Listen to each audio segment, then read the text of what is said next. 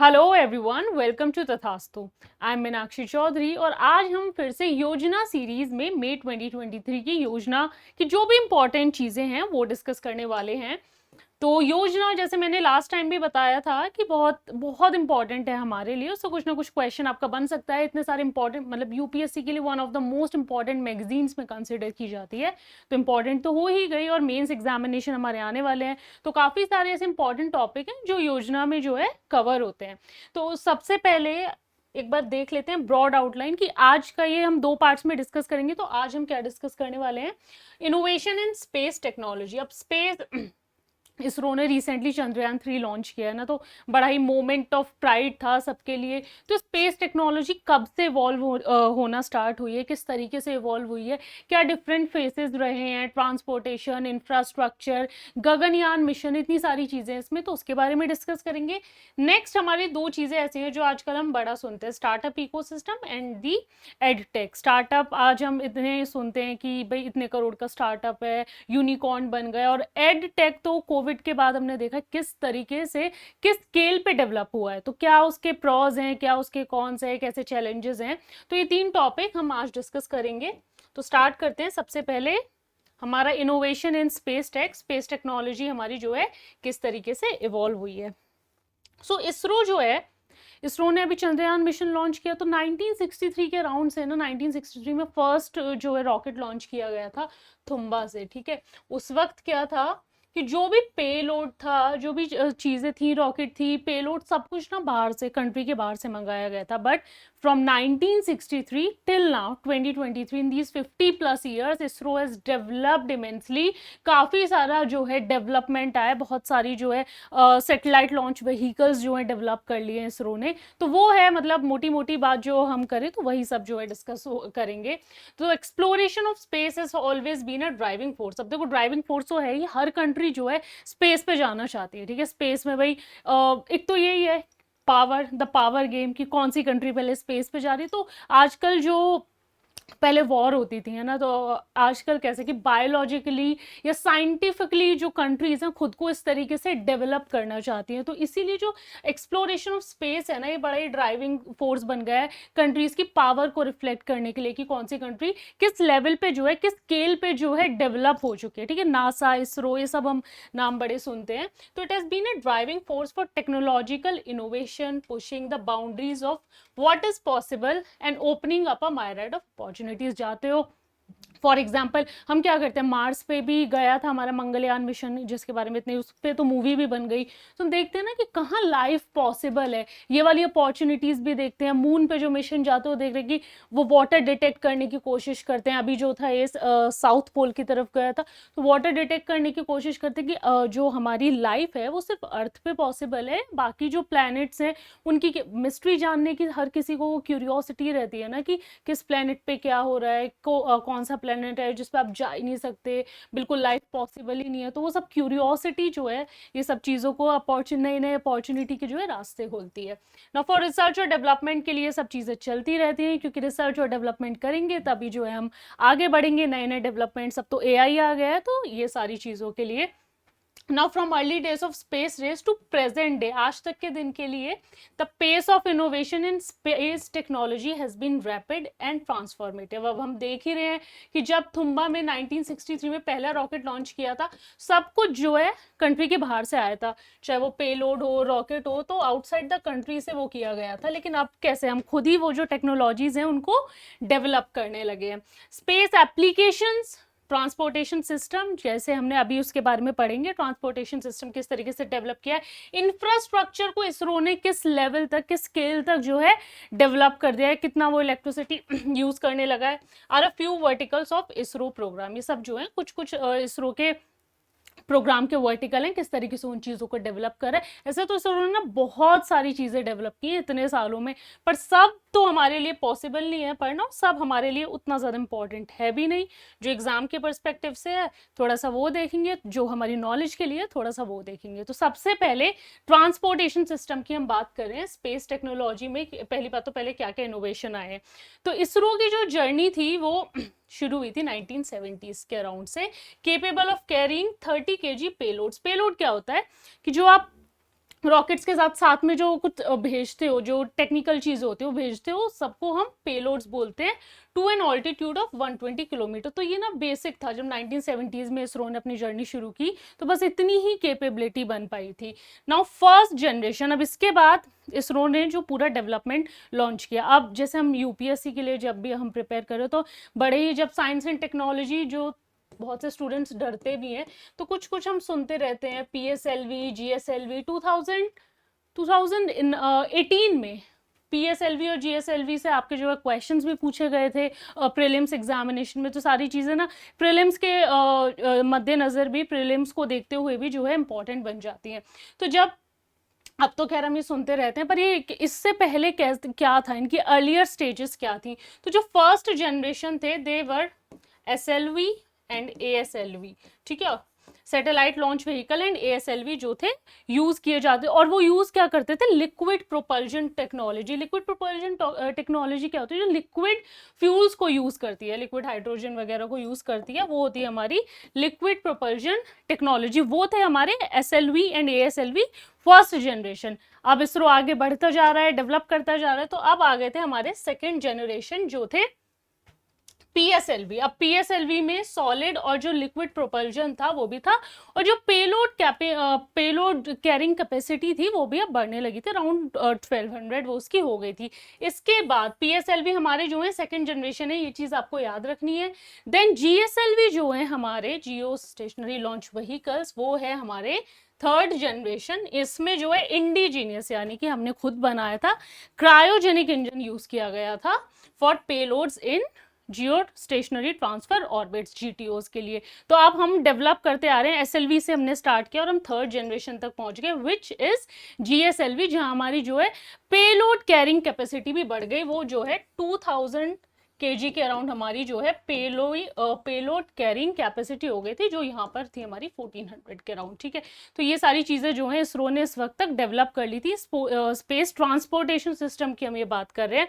अब उसके बाद और आया हमारा एडवांस लॉन्च व्हीकल MK3, जिसमें जो है हाई कैपेसिटी इंजन थे, जिनका जो पेलोड था, जो 120 से हम शुरू कर रहे हैं फर्स्ट जनरेशन में, अब वो 4000 केजी के अराउंड। देखो थर्ड जनरेशन में सिर्फ 2000 था ना, तो वो भी डबल हो गया। अब जो लेटेस्ट जो व्हीकल्स लॉन्च हुए, एडवांस लॉन्च व्हीकल, उसमें वो 4000, ये हैं वो सारे स्टेजेस।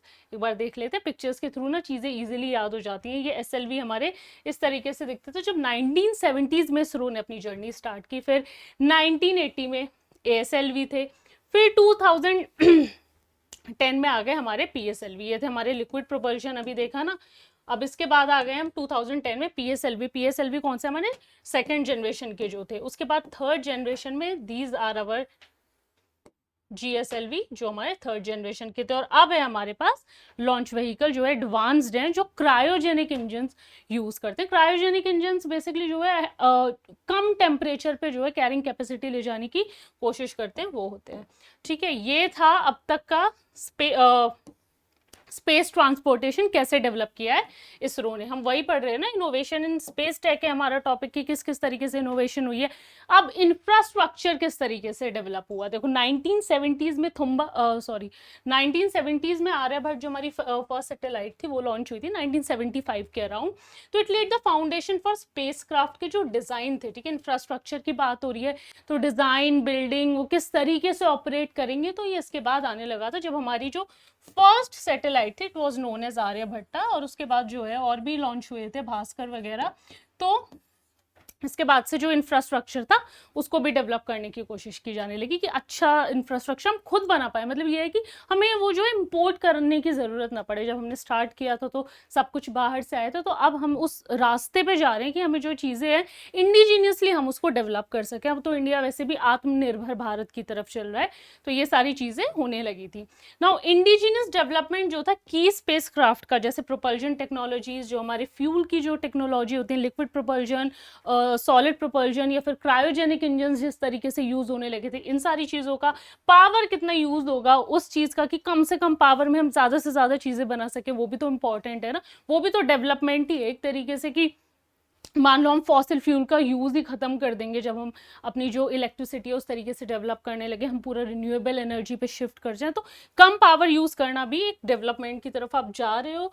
और कम्युनिकेशन जैसी टेक्नोलॉजीज़ को किस तरीके से इंडिजीनियसली डेवलप किया जा सके, उसमें इसरो ने बहुत सी अचीवमेंट हासिल भी की, जैसे कि रिमोट सेंसिंग कैपेबिलिटीज़ जो थी पहले कितनी थी, 1 किलोमीटर थी आसपास, अब वो 28 सेंटीमीटर तक रेजोल्यूशन जो होती है ना, रिमोट इमेजेस आती हैं, फिर आप उनको जो है देखते हो, रिसर्च करते हो, उसमें से जो है कुछ कंक्लूड करके कुछ कॉन्क्रीट फैक्ट्स जो है निकालते हो, तो वो इस लेवल पे डेवलप हो गई। पहले वो 1 किलोमीटर इतनी दूर से ही ली जा सकती थी, अब वो 28 सेंटीमीटर जो थोड़ा बिल्कुल पास आके अब यहाँ तक डेवलप हो गई कि यहाँ से ली जा सकती है।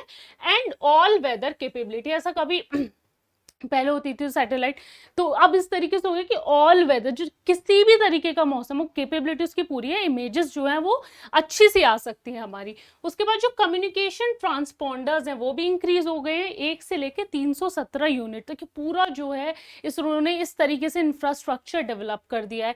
और सैटेलाइट वेट बहुत इंपॉर्टेंट होता है। सैटेलाइट वेट और पावर कैपेबिलिटीज भी इंक्रीज हो गए हैं, जो इसरो कम से कम पावर में ज़्यादा से ज़्यादा चीज़ें जो है बनाने की यूज़ करता है। वेरियस एप्लीकेशंस इंक्लूडिंग नेविगेशन, नाविक टेक्नोलॉजी के हमारे पास के बारे में हम सब ने सुना, ये इंडिजिनस टेक्नोलॉजी हमारी। तो इस तरीके के जो है इंफ्रास्ट्रक्चर्स में जो है चेंज लाए गए हैं, डेवलपमेंट हमारा आया। तो ये ट्रांसपोर्टेशन और इंफ्रास्ट्रक्चर की बात थी।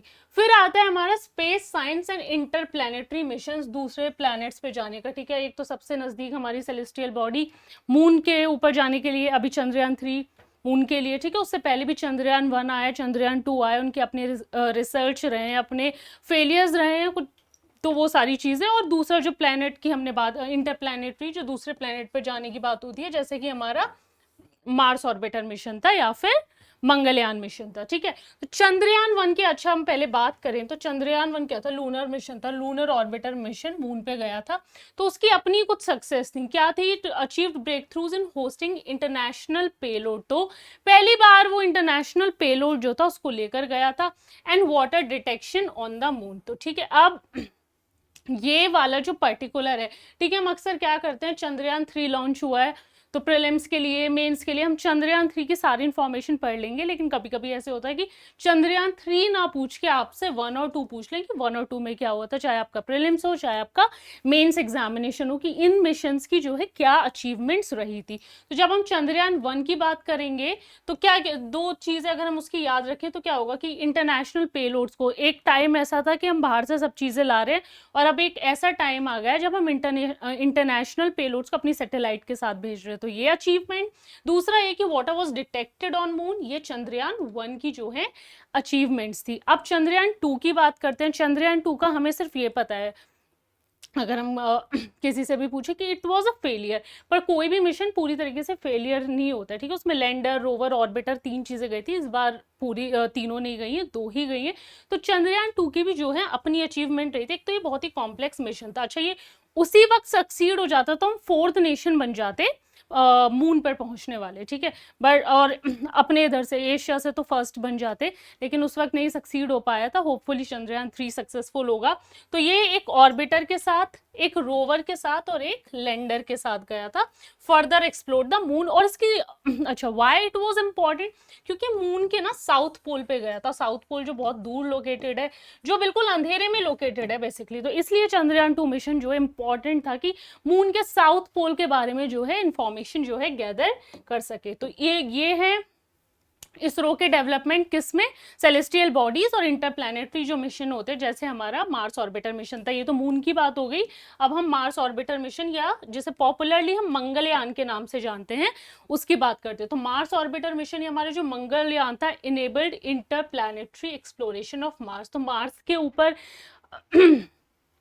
के ऊपर जो है लाइफ पॉसिबल है या नहीं है, इसके ऊपर मूवी भी बनी थी। तो ये जो है इसरो की एक अचीवमेंट थी कि दूसरे प्लैनेट पे जाके अब वो जो है लाइफ की पॉसिबिलिटी एक्सप्लोर कर रहा है। यहाँ पर हम जो पढ़ रहे हैं ना, पूरा जो इसरो ने किस तरीके से अचीवमेंट किया है स्पेस के डिफरेंट सेक्टर में, हमें तो ये पता है कि अच्छा स्पेस में जो है कुछ डेवलपमेंट हो रहा है, अब उसके भी ना अपने अलग अलग सेक्टर होते हैं। ट्रांसपोर्टेशन हो गया, कि कैसे पेलोड जा रहे हैं, किस तरीके की सैटेलाइट थी, किस तरीके से उसको लॉन्च हुआ, कितना पेलोड जा सकता था जो पहले थी, अब कितना जा सकता है। इंफ्रास्ट्रक्चर हुआ कि कितना, इंफ्रास्ट्रक्चर क्या होता है, आपकी सारी चीज़ों को जो कंप्राइज करता है, तो किस तरीके की जो है इलेक्ट्रिसिटी वो यूज़ कर रहे हैं। उसके बाद इसरो ने किस तरीके से जो हमारे प्लैनेट्स हैं उनको एक्सप्लोर किया, या जो सेलेस्टियल बॉडी हमारा मून है उसको एक्सप्लोर किया। जैसे मून के लिए 2 मिशन और तीसरा हमारा अब गया है। और दूसरे प्लैनेट्स की बात करें तो मार्स ऑर्बिटर मिशन या हमारा जो मंगलयान मिशन है। उसके बाद हमारे एक और था AstroSat, a multi wavelength space astronomy mission, ठीक है, एस्ट्रोनॉमी के बारे में जानने के लिए फैसिलिटेटेड ब्रेक थ्रू फाइंडिंग्स। तो ये सारी चीज़ है जो हमें याद रखनी है कि इसरो ने आज तक जो है क्या क्या चीज़ें जो है अचीव करने की कोशिश की है। अब आगे चलते हैं स्पेस एप्लीकेशंस के बारे में कि स्पेस एप्लीकेशंस क्या होती हैं, किस तरीके से यूज़ होती हैं। तो ground technologies and advanced imaging techniques जो होते हैं, जो जो चीज़ें हम डेवलप करते जाते हैं, उसमें जो एडवांस इमेजिंग टेक्निक एक बहुत इंपॉर्टेंट चीज़ होती है। वो कैसे अनइंटरप्टेड सैटेलाइट सर्विस, अब सैटेलाइट हमारी जा रही है तो कम्युनिकेशन तो हमारे डेवलप होना चाहिए ना किस तरीके से, तो वो भी तो हमें उसी तरीके से पता चलेगा कि जो हमें इमेजेस सेंड की जा रही हैं वहाँ से हम उसको देख के, ऐसा तो है नहीं कि हम साथ में जा रहे हैं, वो भी डेवलप कर रहा है इसरो, अभी आगे देखेंगे। पर वो जो जाते हैं वहाँ से जो हमें इमेजेस रिसीव होती हैं उसके बेसिस पर हम जो अपनी फाइंडिंग्स निकालते हैं, पूरी रिसर्च करते हैं। तो ये जो है स्पेस जो हमारे एप्लीकेशंस के अंदर आता है कि किस किस तरीके से उसको यूज़ किया जा सकता है। और नेक्स्ट है हमारा अर्थ ऑब्जर्वेशन मिशन, जब हम अपने अर्थ की बात कर रहे हैं, accomplished with varying resolution and spectral capabilities, जो हमें अर्थ की जो इमेजेस हैं उसके बारे में पता चलता रहे, जो नए नए जो चीज़ें हैं होती जा रही है ना। तो कुछ कभी कभी क्या होता है, हमारे पास इमेजेस आते हैं कि अर्थ पे जो है इस पर्टिकुलर जगह जो है वाटर खत्म होता जा रहा है, यहाँ इंडिया की इमेज आई है ऊपर से, इस तरीके से इंडिया दिखता है। तो इस तरीके की चीज़ें हमारी उस एप्लीकेशन में आ जाती हैं।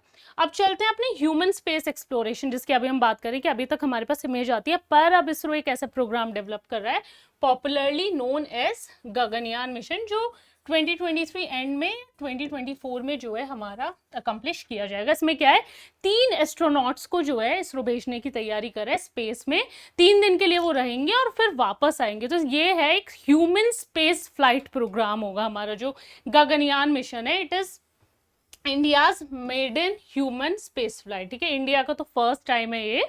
तो इंडिया का maiden human space flight programme launch करने की तैयारी में है इसरो, और ये बहुत बड़ी अचीवमेंट हो जाएगी अगर ये सक्सेसफुल रहा, बिकॉज टेस्ट व्हीकल एंड आईमेट इनको ऑलरेडी जो है आईपैड टेस्ट जो हो रहे हैं वो इसरो ने कंडक्ट कर लिए हैं इस मिशन के लिए। तो अगर हम आगे चल के मिशन की बात करें कि किस तरीके से इसरो को डेवलप कर रहा है, so it is the human, जो नेक्स्ट स्टेज आएगा इस डेवलपमेंट में वो वही है कि इंसानों को भेजा जा सके स्पेस में, वो वहाँ से लेकर आ सके इन्फॉर्मेशन। उसके बाद ISRO has been actively pursuing several, यहीं पर नहीं है और भी बहुत सारी चीज़ें जो है हमारा इसरो डेवलप कर रहा है। बहुत सारे हमारे रिसर्च एंड डेवलपमेंट प्रोग्राम्स हैं रिलेटेड टू स्पेस रोबोटिक्स। अब हम नीचे तो हम आर्टिफिशियल इंटेलिजेंस जो है डेवलप कर ही रहे हैं, उसके साथ साथ स्पेस रोबोटिक्स भी, और उसका नाम है व्योमित्र और ह्यूमनॉइड रोबोट। लैंडर और रोवर तो हमारे चंद्रयान 3 मिशन के लिए गए ही हैं, चंद्रयान 2 में तीनों गए थे।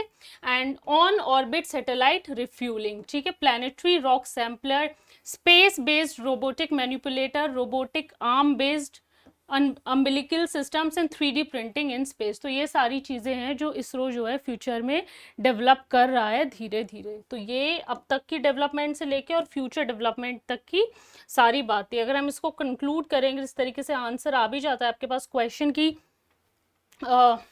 इसरो के अचीवमेंट्स के बारे में, ठीक है, कौन कौन से जो मिशंस हैं वो इसरो ने फेमस बहुत सारी चीज़ें की हैं। इसरो ने सिर्फ इतनी चीज़ें नहीं की हैं, बट जो बहुत सी फेमस हैं हमारे एग्जाम पर्सपेक्टिव के से भी इम्पॉर्टेंट है, उन सब के बारे में तो ये सब लिख सकते हैं हम, और उसको साथ साथ कंक्लूड भी कर सकते हैं। ISRO basically continues innovation and advancement जो करता जा रहा है वो स्पेस टेक्नोलॉजी में आगे आगे। अब जो नेक्स्ट है उसका मेजर मिशन है इसरो का, वो जो ह्यूमन स्पेस फ्लाइट है गगनयान मिशन ही होगा। It have propelled India space exploration to new heights. Of course it is propelling, जो सारी चीज़ें बाहर से आ रही थी अब हम वो इंडिजीनियसली डेवलप कर रहे हैं, तो नई हाइट्स तो हम अचीव कर ही रहे हैं। Now from developing advance launch vehicles, जो पहले सिर्फ SLV और ASLV थे, वो अब GSLV तक पहुंच चुके हैं, आगे भी पहुंच चुके हैं, तो वो सब डेवलप करने के साथ साथ इंटरप्लैनेटरी मिशंस भी हमारे जा रहे हैं, जैसे कि Mangalyaan mission. ISRO's contributions have unlock the mysteries of cosmos and enriched. तो of course it is in unlock the mysteries. पता चल रहा है चंद्रयान से कि मून पे भी पानी एग्जिस्ट करता है, मार्स पे लाइफ पॉसिबल है. ये सारी चीज़ें मैं कैसे, अगर इसरो ऐसा मिशन भेजता ही नहीं तो हमें पता ही नहीं चलती. तो ये कितने सारे कॉन्ट्रीब्यूशन जो है इस सब के रहे हैं. तो वो कंक्लूजन का पार्ट हमारे बनेंगे कि जो भी इसरो ने उसको अचीव किया तो फाइनली उसको कंक्लूड करके लिखा जा सकता है. And looking ahead further innovation, जो बहुत सारी, जैसे कि हमारी गगनयान इनोवेशन, जब भी ह्यूमंस जाएंगे तो कितनी सारी जो इंफॉर्मेशन और नॉलेज लेकर आ सकते हैं उस पर. It will drive new discoveries and open up new information जो भी स्पेस से रिलेटेड है. स्पेस वॉर में देयरफॉर इंडिया इज डेवलपिंग, कि आगे जाकर जब स्पेस के बारे में बहुत सी कंट्रीज द बोस्ट ऑफ कि we know we have the successful space missions, इन सब के बारे में. तो किस तरीके से इसरो भी सारी चीज़ों को जो है गैदर करेगा और इंडिया भी जो है नई हाइट्स पर पहुंचेगा. तो ये था पूरा स्पेस टेक में क्या क्या अब तक एवोल्यूशन हुए हैं, कौन कौन से जो वर्टिकल्स हैं, डिफरेंट वर्टिकल्स हैं, उसमें एवोल्यूशन हुए हैं. अब आगे बढ़ते हुए स्टार्टअप, ये तो एक वैसे भी बड़ा ईजी और ना कॉमन पीपल के लिए बड़ा इंपॉर्टेंट सा टॉपिक है कि हमें पता रहता है कि अच्छा ये नया स्टार्टअप आया है. तो वो सोशल मीडिया के थ्रू भी हमें पता चलता रहता है कि कौन सा स्टार्टअप के लिए ज़्यादातर लोग इसमें उसकी जो वैल्यूएशन रहती है, ठीक है. तो शार्क टैंक इंडिया भी देखते रहते हैं, इन सारी चीज़ों के थ्रू जो है इंटरेस्टेड रहते हैं कि इसकी कितनी वैल्यूएशन हो गई, उसकी कितनी वैल्यूएशन हो गई. स्पेशली स्टार्टअप की, किसने तो छोटी सी दुकान से स्टार्ट किया था, इसका तो यूनिकॉर्न बन गया इस तरीके से. तो ये भी चीज़ें बहुत से लोगों को मोटिवेट करती रहती है. तो चलो थोड़ा सा एग्जाम के परस्पेक्टिव से देखते हैं क्या क्या चीज़ें हमारे लिए इंपॉर्टेंट क्या क्या चीज़ें हमारे लिए जो है इंपॉर्टेंट होती है. सो स्टार्टअप इंडिया के लिए, अच्छा ये जो हमारा 15 अगस्त 2022 वाला जो इंडिपेंडेंस डे था, इस पर अनाउंस किया गया था ना 2047 तक हमारे ये सब जो है एक अमृत काल चल रहा है, ठीक है. इसमें जो है नई इनोवेशन, एंटरप्रेन्योरशिप, इस सबको जो है बढ़ावा दिया जाएगा, इन सबके ग्रोथ के नए प्रॉस्पेक्ट्स खुलेंगे. तो ये सारी चीज़ें हमारी चल रही है, ठीक है. तो उसके लिए क्या, जो यूथ है, स्पेशली जो यंग वर्क फोर्स है, वो उनके पास तो बहुत अच्छे आइडियाज़ हैं टेक्नोलॉजी को वो यूज़ करके, ठीक है. इसी तरीके के जो स्टार्टअप डेवलप करना चाहते हैं, नई चीज़ों को डेवलप करना चाहते हैं, वेरियस डिफरेंट टाइप के हमारे पास जो स्टार्टअप्स हैं कि किस तरीके से क्या हो सकता है. बहुत सारी नई चीज़ें, मतलब जो सोच भी नहीं सकते, उन सब चीज़ों के लिए भी स्टार्टअप हमारे जो हैं खुलते जा रहे हैं. सो एंटरप्रेन्योरशिप इन इंडिया एक इनएविटेबल पिलर है आत्मनिर्भर भारत का. तो आत्मनिर्भर भारत तो कोविड के टाइम से स्पेशली हम सब ने इतना सुना है कि हम खुद पे डिपेंडेंट रहेंगे, सेल्फ डिपेंडेंट रहेंगे. ये तो हमारा स्वदेशी मूवमेंट के टाइम पर भी चलता था ना, स्वदेशी. हम सारी जो है अपने देश की बनी हुई चीज़ों का यूज़ करेंगे, जो ब्रिटिशर्स के यहाँ से आता था उसको यूज़ नहीं करेंगे. इम्पोर्ट जो भी होता है, और ना उनका कपड़ा, ना उनकी दी हुई नौकरी. तो स्वदेशी तो खैर 1905 से हमारा जो है फैशन में है, ट्रेंड में है, बहुत ज़्यादा उसको जो प्रोमिनेंस मिल गई, वो आत्मनिर्भर भारत जो एक टर्म यूज़ किया गया था उससे मिल गई थी. And it is embedded in India's ecosystem in a way that traces its roots in history की बात हमने कर ली, स्वदेशी मूवमेंट से चल रहा है, ठीक है.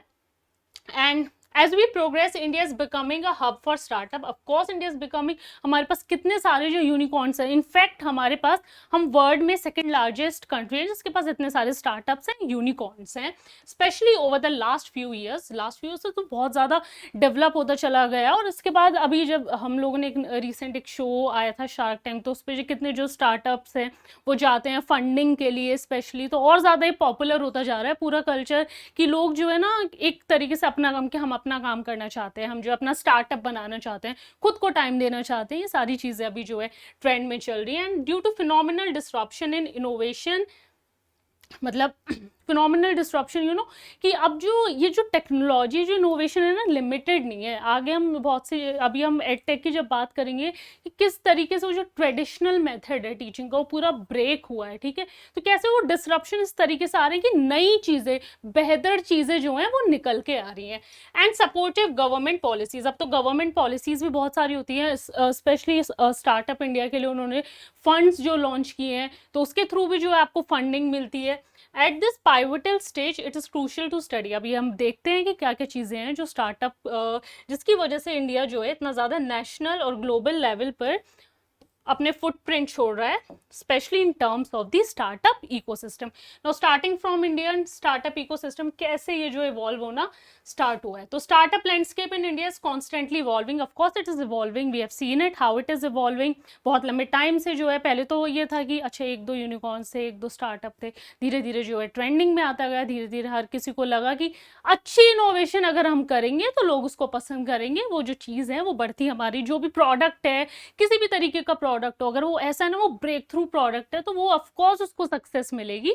तो इट इज दस इवॉल्विंग, क्योंकि उसको लोग जो है एक्सेप्ट कर रहे हैं, वो ट्रेडिशनल जो मेथड था उससे बाहर निकल के उसको अब जो है एक्सेप्ट किया जा रहा है, adapting to rapidly changing global environment.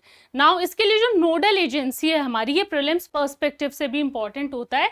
The nodal department is DPIIT, the department for promotion of industry and internal trade. तो ये जो है स्टार्टअप इकोसिस्टम को पूरा ध्यान में रखता है। It plays a central role in overseeing the startup ecosystem in India. अगर हम नोडल एजेंसी, नोडल डिपार्टमेंट की अगर बात करेंगे, अगर आ जाता है प्रीलिम्स में, ऐसा लगता है ना कि अच्छा ये तो नहीं पूछा जा सकता, 2 नंबर का इतना छोटा सा इतना इजी सा क्वेश्चन होता है, पूछ लेते हैं कभी भी इस तरीके के क्वेश्चंस। तो हमें याद रखना है कि नोडल डिपार्टमेंट कौन सा है स्टार्टअप के लिए।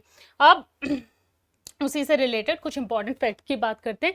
Exponential growth, it is growing at a very large scale, at a very rapid scale. Past 4 year में जो 66% ईयर ऑन ईयर बेसिस, मतलब 2016-17 से अगर हम लगाएं तो ईयर ऑन ईयर बेसिस जो इंक्रीज हुआ है इस पूरे में ग्रोथ में, it is 66%, adding comparing to adding just 1 year. उससे पहले जो है उतना ज़्यादा नहीं था, 2016 से पहले की अगर हम बात करें। 16 के बाद it has gathered the pace. Now second thing is India is second largest unicorn nation, ठीक है। हमारे पास लगभग 108 यूनिकॉर्न नेशन यूनिकॉर्न्स हैं, जो 8,000 करोड़ की कंपनियां हैं, वो 108 कंपनी है, सेकेंड लार्जेस्ट है। इतनी बड़ी वर्ल्ड में सेकेंड लार्जेस्ट जो है हमारा इंडिया आता है। एंड क्यों इसको मतलब इतना ज़्यादा जो है मोमेंटम किस तरीके से मिला, because of digitalization and capital accessibility. अगर हम मोमेंटम की बात करें ना कि क्यों इसने जो है इतना ज़्यादा मोमेंटम गेन किया है, it is because of digitalization and capital accessibility. जो बूस्ट, जो फंडिंग को बूस्ट मिला है, ठीक है, चाहे वो किसी रियलिटी शो के थ्रू भी मिल रहा हो, गवर्नमेंट के थ्रू स्पेशली मिल रहा हो, गवर्नमेंट की जो स्टार्टअप इंडिया स्कीम आई थी उसके बाद से, तो बहुत सारी चीज़ें जो डिजिटलाइजेशन और डिजिटल इंडिया, जो डिजिटल इंडिया की तरफ हम जा रहे हैं, इतनी सारी चीज़ें आती जा रही हैं, तो इसकी वजह से जो है फंडिंग को, जो स्टार्टअप के लिए स्पेशली फंडिंग है, उसको बहुत ज़्यादा बूस्ट मिला है, mainly attributed to wide spread adoption of digitization. जो इतना सारा डिजिटाइजेशन आता जा रहा है, तभी तो बहुत सारे प्रोडक्ट्स जो ऐसे हैं जो सिर्फ ऑनलाइन हमें मिलते हैं ना, तो उसके लिए भी अब जिनका स्टार्टअप है उसको तो फंडिंग चाहिए ना, लेकिन वो किस तरीके से उसको प्रमोट करते हैं, ऑनलाइन एडवर्टीजमेंट के थ्रू प्रमोट करते हैं, सारी चीज़ें होती हैं। And the availability of capital at early stage. तो आप अगर अर्ली स्टेज पर जब आपको अपना स्टार्टअप आपने स्टार्ट किया, सीड फंडिंग मिल जाती है, कैपिटल मिल जाता है, तो वो डेफिनेटली आगे बहुत ज़्यादा ग्रो करता है। तो मोमेंटम की अगर हम बात करें तो it is because of digitalization. Now this is our startup India, और किस तरीके से सपोर्ट मिलता है अब उसकी बात करेंगे। मोमेंटम तो डिजिटलाइजेशन की वजह से आ गया। Now talking about the support, startup India जो सीड फंड स्कीम है हमारी, इसमें 2 स्कीम है। पहली है हमारी startup India seed fund scheme के बारे में बात करते हैं, जिसका अलोकेशन लगभग 945 करोड़ का है। ये सिर्फ एक ही स्टार्टअप के लिए नहीं है, मतलब पूरी स्कीम का जो अलोकेशन है। And it offers financial assistance to जो अर्ली स्टेज के स्टार्टअप्स होते हैं ना, जो बिगिन कर रहे हो, तो भाई अर्ली एक्सेस जो मिल जाता है कैपिटल को, तो इस स्कीम के थ्रू भी आप जो है वो अर्ली एक्सेस जो होता है कैपिटल, जो कैपिटल होती है वो आप ले सकते हो। नाउ किस किस तरीके की चीज़ों को ये जो है कैपिटलाइज करता है, किस किस चीज़ के लिए दे सकता है। प्रूफ ऑफ कॉन्सेप्ट, जो प्रोटोटाइप आप डेवलप करते हो किसी चीज़ का, उसके लिए, कमर्शियलाइजेशन के लिए विद सपोर्ट फ्रॉम और एंजल इन्वेस्टर्स और वेंचर, जो हमारे वेंचर कैपिटल फंड्स होते हैं, उनके थ्रू ये स्कीम होती है, जो हमें कैपिटल, जो अर्ली स्टेजेस होते हैं स्टार्टअप्स के, उनमें जो है कैपिटल प्रोवाइड करती है। दूसरी स्कीम जो इसके अंडर है, it is fund of funds scheme for mature startup. जो अभी हमने देखी it was for early stage, और अब ये जो होती है हमारी फंड ऑफ फंड स्कीम, ये है हमारी मेच्योर स्टार्टअप्स के लिए। 2016 में जो है लॉन्च की गई थी विद अ इसका जो है बजट वो बड़ा है, उसका 945 करोड़ था, इसका 10,000 करोड़ है, जो पूरा करोड़ है, जो पूरा अलोकेशन है इसका, जो पूरा corpus it comprises of. Now it provides banking, ये जो है सेबी को, जो हमारे securities and exchange board of India है, उनके जो रजिस्टर्ड ऑल्टरनेटिव इन्वेस्टमेंट फंड होते हैं ना, उनको देता है, ये डायरेक्टली ऐसे नहीं देता है। फिर वो जो ऑल्टरनेटिव इन्वेस्टमेंट फंड वाले होते हैं वो इन्वेस्ट करते हैं इन स्टार्टअप्स में। तो ये एक तरीके से डायरेक्ट नहीं है, इनडायरेक्ट वे में जो है ये हेल्प करता है। तो दो फंड्स थे हमारे ये, जो स्टार्टअप इंडिया के लिए जो स्टार्टअप इंडिया को मोबिलाइज करते हैं, आगे जाके जो है प्रमोट करते हैं। नाउ द क्रेडिट गारंटी, अच्छा ऐसा तो नहीं है कि सारे स्टार्टअप एकदम से चलने लगते हैं, कोई चैलेंज नहीं होता। चैलेंज जो सबसे ज़्यादा, अगर कोई स्टार्टअप है, जो हम इतनी हमने अच्छी बातें कर ली सारी कि फंड मिल जाता है, कैपिटल, पर वो इतना इजी भी नहीं होता। बहुत सारा चैलेंज, बहुत से चैलेंजेस हैं जो वो फेस करते हैं, स्पेशली वही फंड को मोबिलाइज करने में फंड को गैदर करने में। सो जो क्रेडिट गारंटी स्कीम है ऑफ रिकॉग्नाइज स्टार्टअप्स के लिए, वो जो है दी जाती है, द क्रेडिट गारंटी स्कीम, जिसमें लोन्स होते हैं आपके। तो it is for the startup, it ensures that जो स्टार्टअप है इट इज DPIIT रिकॉग्नाइज्ड। ये हमने देखी, 3 चीजें अब तक हमने देखी है ना, एक अर्ली, एक मेच्योर, और इसमें अब हमारी जो कौन से स्टार्टअप्स आ जाते हैं, which is recognized by the nodal agency, department for promotion of internal trade, जो है हमारे, उसके थ्रू अगर आपका जो स्टार्टअप है वो रिकॉग्नाइज्ड है। Now they have access to credit with loan guarantees. अब इन्हें क्रेडिट तो मिल जाता है, पर क्या कंडीशन है इनके पास, लोन गारंटी इन्हें देनी होती है। And it is provided by कोई सा भी, हमारे शेड्यूल्ड कमर्शियल बैंक हुआ, हमारी NBFCs हुई, जो SEBI registered alternative investment fund है वो हुए, हमारे वेंचर डेट फंड्स हुए, NBFC हुई, शेड्यूल्ड कमर्शियल बैंक्स हुए। तो ये सब जो हैं वो फंड्स हम अर्ली स्टार्टअप्स को, सॉरी DPIIT रिकॉग्नाइज जो स्टार्टअप्स होते हैं उनको प्रमोट करते हैं, उनको प्रोवाइड करते हैं। सो ये था हमारे स्टार्टअप के बारे में। अब थोड़ा सा नेक्स्ट टॉपिक की तरफ चलते हैं, जो भी बड़ा कॉमन और कोविड के बाद जिसने सबसे ज़्यादा मोमेंटम गैदर किया है, वो है हमारा एडटेक। हमारा जो एजुकेशन सेक्टर है वो किस तरीके से कोविड के बाद रैपिडली डेवलप किया। जब कोविड में सारा डिस्ट्रप्शन आ गया था, तब ये था कि देखो, ये बोलते हैं ना, हमारे पेरेंट्स भी बोलते हैं, हर कोई बोलता है कि सब कुछ अगर चला भी जाए ना, और अगर आप एजुकेटेड हो, आप पढ़े लिखे हो, मतलब आपकी जो पढ़ाई, आपकी जो एजुकेशन है वो आपसे कोई नहीं छीन सकता। इसीलिए तो एजुकेशन को इतना प्रमोट किया जाता है। मतलब एजुकेशन को अगर हम देखें तो मनी से भी ऊपर रखा जाता है ना, हर सब चीज़ से ऊपर, कि एजुकेशन जो है सबसे इम्पॉर्टेंट है। अगर आप पढ़ लिख लोगे ना और पैसा सारा चला भी गया तो वापस आप कमा सकते हो अगर आप पढ़े लिखे हो। तो इसीलिए एजुकेशन इतना इम्पॉर्टेंट है। तो कोविड के टाइम पे ना, जब सब कुछ बंद हो गया था, लाइक फैक्ट्रीज, इंडस्ट्रीज, स्टार्टअप्स भी, जो सारी चीजें थी, एसेंशियल सप्लाईज छोड़ के जो सब कुछ बंद हो गया था, एक चीज थी जिसको बंद नहीं कर सकते थे, वो था हमारा एजुकेशन। अब जब सब कुछ बंद है, लॉकडाउन लगा हुआ है, तो कैसे एजुकेशन, भाई स्कूल जाना तो पॉसिबल भी नहीं था, फीजिबल भी नहीं था, प्रैक्टिकल भी नहीं था, है ना। प्रैक्टिकल कैसे हो जाएगा जब इतना ज़्यादा जो है कोविड फैला हुआ है, तो कैसे वो करें। तो टेक्नोलॉजी आई तब सबसे ज़्यादा काम ना, कि जो हमारी क्लासेस थी वो ऑनलाइन शिफ्ट हो गई। उससे पहले बड़े रिजर्वेशन होते थे, हमारे पेरेंट्स के भी होते थे कि अच्छा फ़ोन चला रहे हो, लैपटॉप लेके बैठे हो, इसमें क्या पढ़ाई हो रही होगी। लेकिन मतलब इतने सारे शेकल्स जो है, इतने ब्रेक हुए हैं कोविड के बाद, कि अब ये इतना सीरियस सेक्टर बन गया है, पेरेंट्स भी सीरियसली लेते हैं, कि अब उनको भी लगता है कि अच्छा ये तो ऑनलाइन तुम बैठ के घर पे बैठ के पढ़ सकते हो, अब इसमें बाहर क्या जाना। तो इतनी सारी जो चीज़ें हैं ना, कोविड ने जो चीज़ें खराब की वो तो खराब की, पर बहुत सी चीज़ें अच्छी भी की। एजुकेशन को, जो ट्रेडिशनल मेथड था ना एजुकेशन का, वो पूरी तरीके से ब्रेक हो गया। नई चीज़ें ना, फिनोमिनल डिसरप्शन आया, अगर हम उसकी बात करें तो किस तरीके से वो हुआ था। सो देखते हैं क्या क्या इसके प्रॉज हैं, कि अभी ऐसा नहीं है कि इंडस्ट्री जो है ये भी बहुत रैपिडली ग्रो करी है, पर ऐसा तो नहीं है कि कोई भी इंडस्ट्री जो है चैलेंजेस फेस नहीं करती, तो इसके भी अपने चैलेंजेस है, तो वो भी देखेंगे। So the emergence and rapid adoption of edtech can be attributed to fast paced digitalization. अच्छा, कोविड के बाद तो इसने मोमेंटम गैदर किया, ऐसा नहीं है कि ऑल टुगेदर नया था, ऐसा भी नहीं है, उससे पहले भी चलते थे, है ना। तो किस तरीके से, मतलब क्यों इतना मोमेंटम तो गैदर कर ही लिया था, लेकिन उससे पहले जो हमारा डिजिटलाइजेशन हुआ था, ठीक है। एक तो डिजिटलाइजेशन किस तरीके से कि जो हमारा इंटरनेट पेनिट्रेशन ज़्यादा हो गया 2014 के बाद, जो है हमने खुद रियलाइज़ किया कि जो हमारे डेटा पैक्स होते हैं काफ़ी जो है चीप हो गए हैं ना। पहले तो बहुत ज़्यादा महंगा आता था कि डेटा पैक रिचार्ज करना है वो सब। एंड स्मार्टफोन्स जो है, स्मार्टफोन पेनिट्रेशन भी अच्छा खासा हो गया कि 10,000 तक की जो रेंज में आपको बड़े अच्छे से स्मार्टफोन मिल जाते हैं। मतलब आप अपनी जो क्लासेस है वो डिस्टर्ब ना हो आपकी, आप कंटिन्यू कर सको अपनी पढ़ाई, इतने जो बजटेड आपको फोन्स मिल जाते हैं। सो डिजिटलाइजेशन की वजह से एक्सपेंशन ऑफ इंफॉर्मेशन, जो हमारी कम्युनिकेशन टेक्नोलॉजी है उसके एक्सपेंशन की वजह से जो पूरा इंफ्रास्ट्रक्चर जो है ऑफ कोर्स एक्सपेंड हुआ है।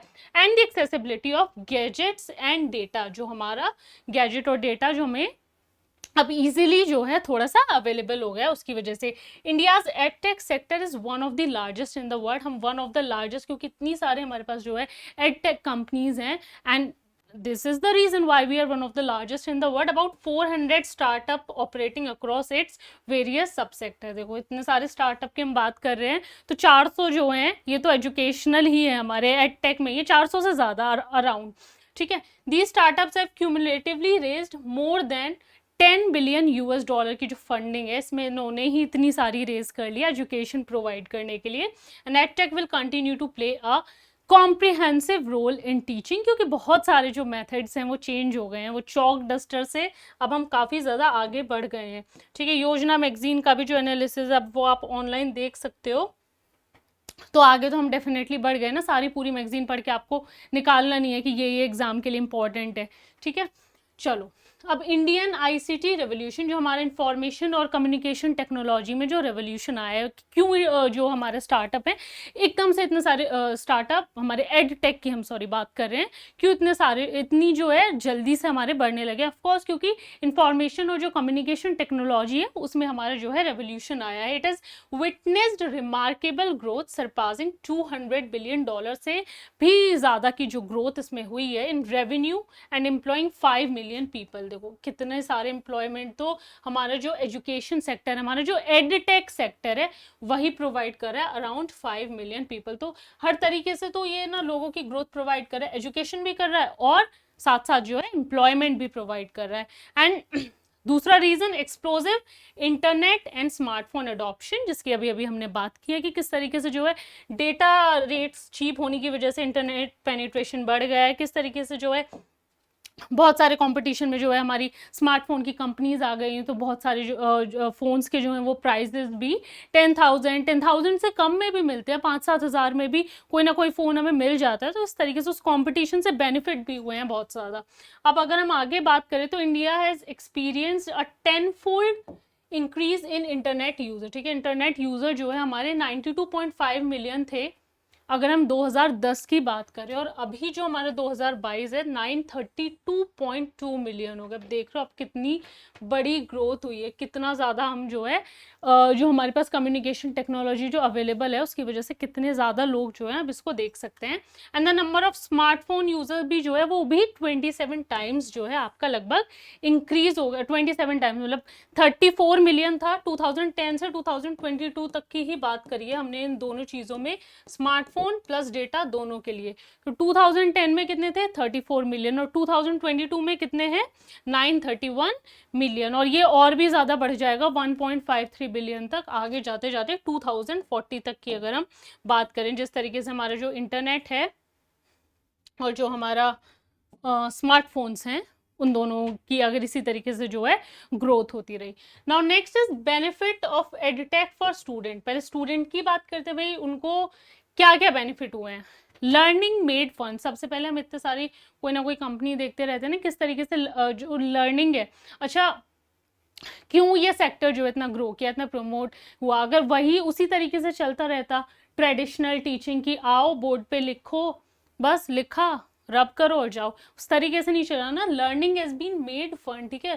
जब तक हम एजुकेशन को इस तरीके से नहीं बनाएंगे कि क्योंकि सबकी लर्निंग जो कैपेसिटीज़ होती हैं वो अलग होती हैं, आप एक तरीके से सबको नहीं समझा सकते हैं ना, आपको अलग अलग एक ऐसा तरीका कभी कभी निकालना पड़ता है टीचर को कि सबको जो है समझ आ जाए वो। ठीक है।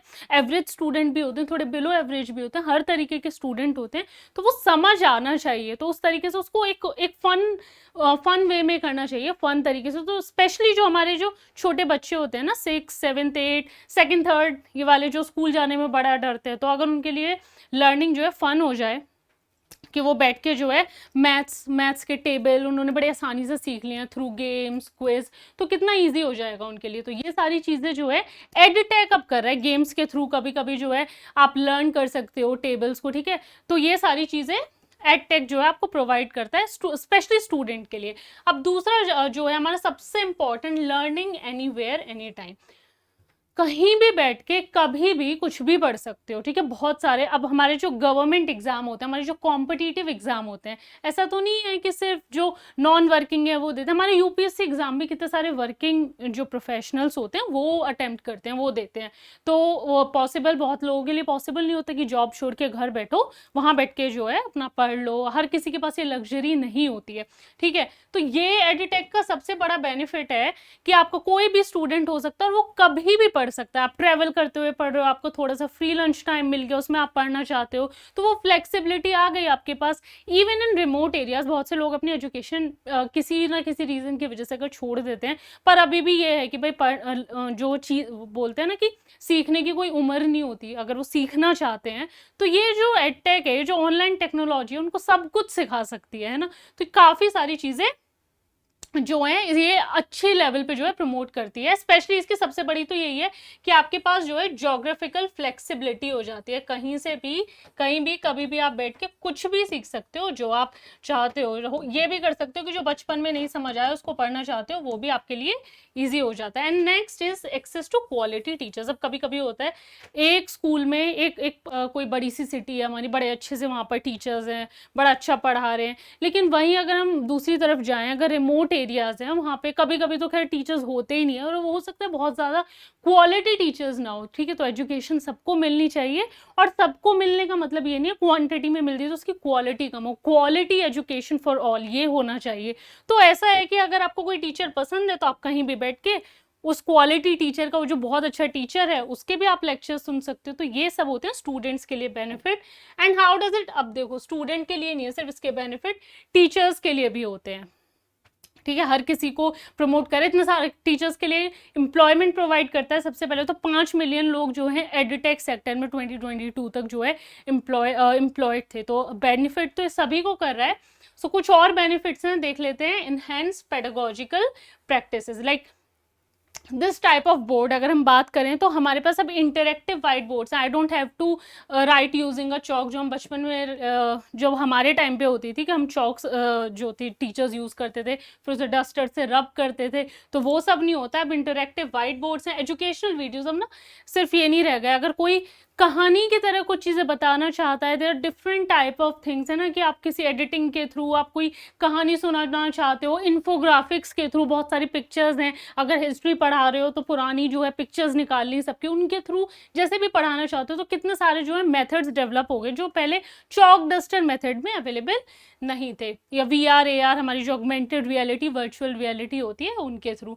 Next is streamlining academic administration. अब जो है ग्रेडिंग सिस्टम कितना इजी हो गया है, ठीक है। तो ये सारी चीज़ें हमारी इसमें आ जाती है। क्लासरूम मैनेजमेंट कितना ज़्यादा इजी हो गया है। पेपरलेस बनाने की कोशिश कि हमें जो है बहुत सारे जो है पेपर है ना का यूज़ ना करना पड़े।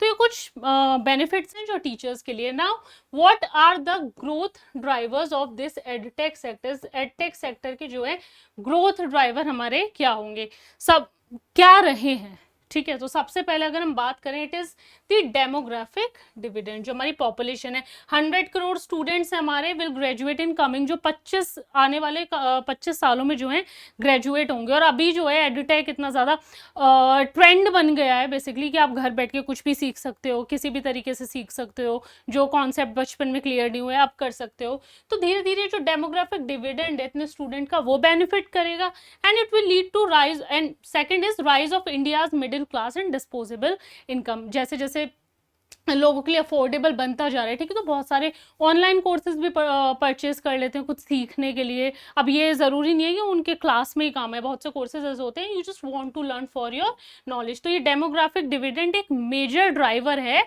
इंडिया की एडटेक इंडस्ट्री का। नंबर 2 अगर हम बात करें तो टेक्नोलॉजी इंफ्रास्ट्रक्चर जो हमने अभी बात की थी, चीपर स्मार्टफोन जो 10,000 से कम में या 10,000 तक जो हमें अच्छे स्मार्टफोन्स मिल जाते हैं जिसमें हम अपने ऑनलाइन लेक्चर्स देख सकते हैं, एंड एक्सेसिबिलिटी टू चीप, जो हमारे पास 4G डेटा, जो हमारा इंटरनेट पेनिट्रेशन हुआ है।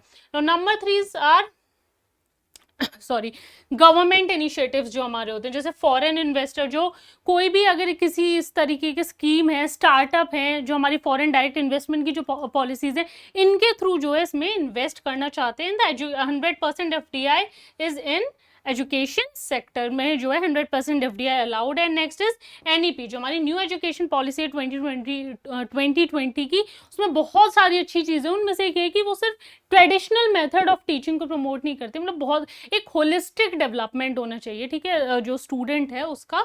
तो ये है हमारे गवर्नमेंट के initiative. Number 4 pandemic led behaviour change. तो पेंडेमिक के बाद जो है बहुत सारे जो है चेंजेस हमारे यहाँ है, जो कन्वेंशनल बिजनेस थे कि सब कुछ हम बस स्कूल में ही सीख सकते हैं या फिर आसपास के ट्यूशन चलेगा वहाँ से सीख सकते हैं, तो वो सारी चीज़ें जो हैं अब हमारी चेंज हो गई हैं। Next is increase funding. तो हमारे जो एडटेक में है बहुत सारी जो है फंडिंग जो है, जो स्टार्टअप की अभी हम बात कर रहे थे ना कि अराउंड 400 स्टार्टअप है, तो funding is more popular in edtech sector also. तो ये थे कुछ हमारे ग्रोथ ड्राइवर। अब आगे जब हम बात करें, मैंने बोला था कि ऐसा नहीं है कि ये चैलेंजेस कुछ फेस नहीं करता, चैलेंजेस सबके अपने अपने होते हैं। तो first is potential psychological and social effect. जब हमारे पास एक ट्रेडिशनल क्लासरूम होता है ना, तो कभी कभी क्या होता है कि कोई स्टूडेंट है बड़ा ही चर्पी सा होता है, बात करता है, कभी कभी शांत होता है, तो हमें पता चल जाता है कि कुछ दिक्कत है। तो टीचर्स जो है इंटरेक्ट कर सकते हैं, पर जब आप घर बैठ के पढ़ते हो, कोई प्रॉब्लम है, हो सकता है आप किसी के साथ ना डिस्कस कर सकते हो, तो क्या होता है कभी कभी ना टीचर्स आपके वो फ्रेंड्स रहते हैं आपके साथ, आप वो इंटरेक्ट कर सकते हो उनके साथ, चीज़ें ना शेयर कर सकते हो। तो कभी कभी ये जो साइकोलॉजिकल और सोशल इफेक्ट्स होते हैं, जो साइकोलॉजिकल इफेक्ट होते हैं ना, ये इंपॉर्टेंट बन जाते हैं हमारे कि डिस्कस करना, और चाइल्ड की जो साइकोलॉजी है, चाइल्ड साइकोलॉजी ना बड़ा ही मतलब बचपन से बच्चों को अच्छे से जो है रहना चाहिए। तो ये सारी चीज़ों जो है चैलेंजेस हैं कि भाई ऑनलाइन मोड में आप वो नहीं कर सकते हो, आप टीचर के साथ 1-on-1 इंटरेक्शन नहीं कर सकते हो। दूसरा पेरेंटल रिजर्वेशन, जिसकी हमने अभी स्टार्टिंग में बात की थी कि कहीं ना कहीं वैसे डेवलप हुआ है टेक सेक्टर, पर कभी थोड़े थोड़े से अभी भी जो है पेरेंट्स के रिजर्वेशन है कि फ़ोन में कैसे पढ़ाई होगी, ये वाली चीज़ें ना। तो अभी भी बहुत से एरियाज़ में जो लोग हैं, जो स्टूडेंट हैं, वो इस चीज़ को जो है फेस करते हैं। Next is a low pupil teacher ratio for personalised attention, ठीक है। अगर पर्सनल तरीके से हमको अटेंशन देना है, तो ये जो हमारा प्यूपल टीचर रेशियो है वो जो है थोड़ा सा ना कम रहना चाहिए। ऐसा नहीं है कि हम जो है क्वांटिटी पे क्वांटिटी बेचते ही जा रहे हैं, क्वालिटी जो है हम उसमें ख़त्म कर रहे हैं। नाउ फर्दर जो हमारा होलिस्टिक इम्पैक्ट है एडटेक का, it is important to strike balance between कि एडटेक, अब ऐसा वही जो बात हम करेंगे, क्वालिटी जो है बनी रहनी चाहिए। कैसे बनी रहेगी कि जब किसी भी चीज़ को आप बैलेंस करते हो ना, बैलेंस, एक प्रॉपर बैलेंस बहुत ज़रूरी होता है। तो जब हम टेक्नोलॉजी और ट्रेडिशनल एजुकेशन का जो है प्रॉपर बैलेंस बना के रखेंगे, कि ऐसा नहीं है कि हमारे पास टेक्नोलॉजी है तो हम कुछ भी वीडियोस जो हैं अपलोड किए जा रहे हैं, कुछ भी मतलब ये बोले जा रहे हैं कि भाई ये तो इम्पॉर्टेंट है, सारी चीज़ें हैं ना, जो आपका एजुकेशनल पर्पस से अच्छा हो, आपके इंफोटेनमेंट के पर्पस से अच्छा हो, है ना। तो ये सारी चीज़ें जो है उसका हमें ध्यान रखना पड़ेगा अगर हमें एडटेक सेक्टर को बिल्कुल ही सक्सेसफुल सेक्टर बनाना है उस तरीके से। And the use of technology should not compromise the quality of education, जिसकी अभी अभी हमने बात की कि क्वालिटी जो है वो कॉम्प्रोमाइज नहीं होनी चाहिए। मतलब ऐसा कि हमें क्वांटिटी दे दी तो क्वालिटी के साथ हमने कॉम्प्रोमाइज कर दिया। अब हम ये कैसे कर सकते हैं, ये सब इंटीग्रेशन ऑफ प्रैक्टिकल वर्क, ठीक है।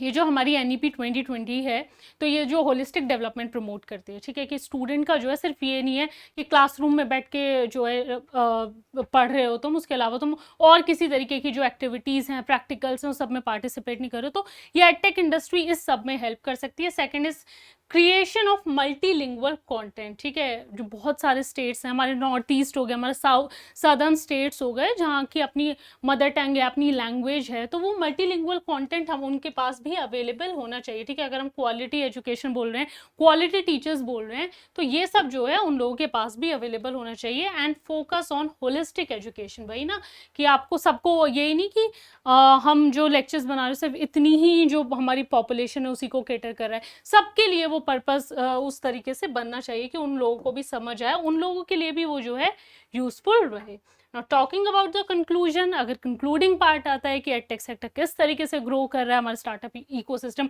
किस तरीके से ग्रो किया है, तो एडटेक जो है हमारा एक वैल्यूएबल कॉम्प्लीमेंट है ट्रेडिशनल एजुकेशन के लिए, रिप्लेसमेंट नहीं है उसका, कॉम्प्लीमेंट कर रहा है उसको, ठीक है, ये चीज़ ध्यान रखना। और कॉम्प्लीमेंट अच्छे तरीके से करें, क्वालिटी एजुकेशन प्रोवाइड करके करें, providing techniques, products, platforms, services that enrich and enhance their teaching learning experience को हमारे जो है वो enhance करे, especially for students and equipping them with essential knowledge जो उनके लिए ज़रूरी है, especially in this 21st century। आपकी जो किताबी नॉलेज होती है उसके अलावा भी बहुत सारी चीज़ें होती हैं जो अलग अलग तरीके से, जो कहानियों के थ्रू, जो गेम्स के थ्रू जो है आपको समझाई जा सकती है। तो इस सब में हमारा एडटेक सेक्टर एक इम्पॉर्टेंट रोल प्ले कर रहा है, स्पेशली इन दी 21st सेंचुरी। अब जब दुनिया इतनी आगे पहुंचती जा रही है, स्पेशली हमारे पास चैट जीपीटी भी तो आ गया कंटेंट क्रिएशन के लिए, तो ये सारी चीज़ें जो हैं ख़राब नहीं होनी चाहिए। इस तरीके से हमारे जो स्टूडेंट्स हैं, हमारे जो लर्नर्स हैं, बहुत सारे लोग आ जाते हैं उसमें,